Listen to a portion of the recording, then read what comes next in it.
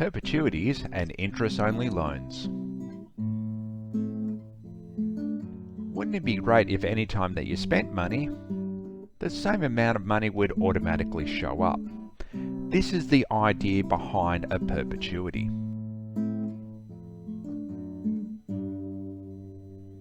Perpetuity is derived from the same root word that gives us perpetual, which means continuing forever.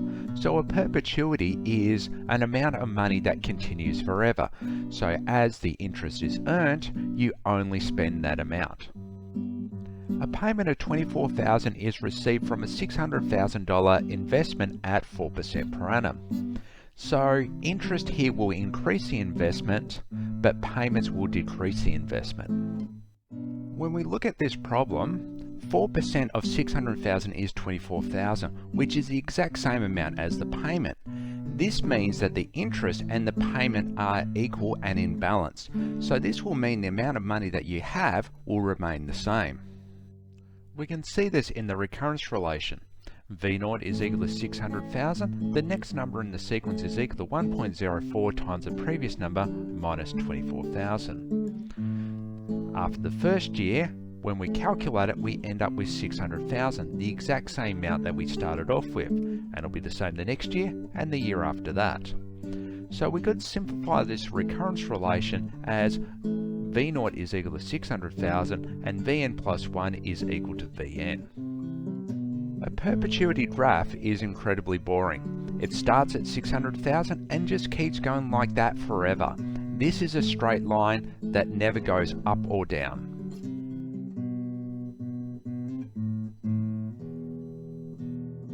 One of the limitations of perpetuities is that we don't actually live forever.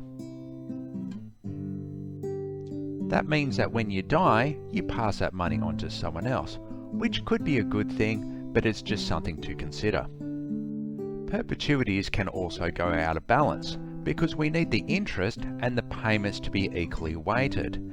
But if the interest rates change, or your spending habits change, then it will go out of balance. The balance can tip in your favour. If you spend less than expected, or the interest rates go up, you can find yourself with more money than you originally had. The balance can also not tip in your favour. If interest rates go down, or you spend more than expected, you can find that the balance of your account will start to decline and be difficult to get it back to where it originally was. So to recap perpetuities, payments are received without affecting the balance, the amount of money lasts forever, but in reality the balance is difficult to keep the same indefinitely because interest rates and spending patterns can change.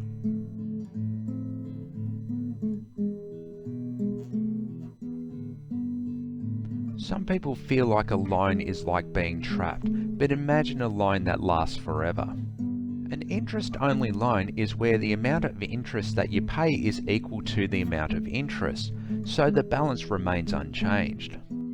An interest-only loan of $800,000 has an interest rate of 5% per annum. So here interest is increasing the loan and payments are decreasing the loan.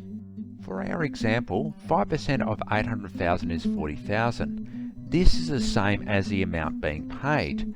Therefore, the interest and the payment are equal and 800,000 is always being owed. We can see this more clearly as a recurrence relation. At the beginning, V0 is 800,000 because that's the loan. To get the next number in the sequence, we multiply by 1.05 times the previous number and we take away 40,000. When we do that, you can see there that we still get 800,000. After the next year, it's still 800,000 and keeps on going. We can simplify this recurrence relation as V0 is equal to 800,000 and the next number in sequence is always equal to the previous number. An interest-only loan is a straight line with the same balance for the duration of that loan.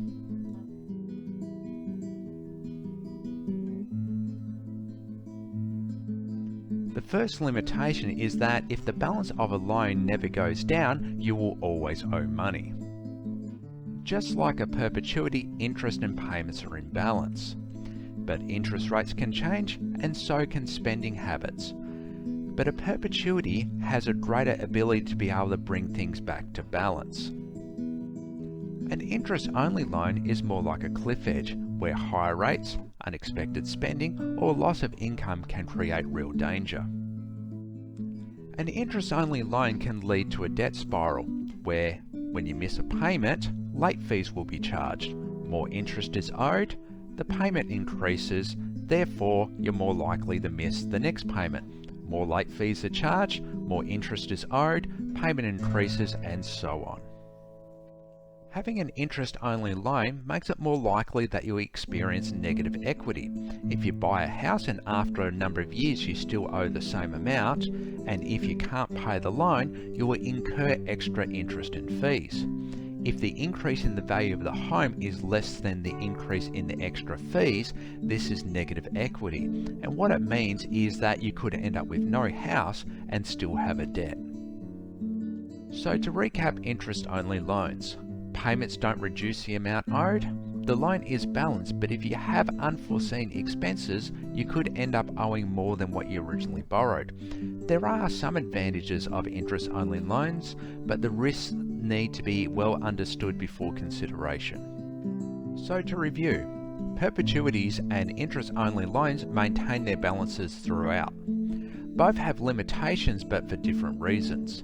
Interest-only loans in particular need to be well understood to see if they fit your own individual circumstances. Thanks for watching. Please subscribe and hit the like button. Please leave a review and a comment. I'm not a financial advisor. I'm an experienced mathematics teacher with a passion for teaching financial literacy. Please read the disclaimer.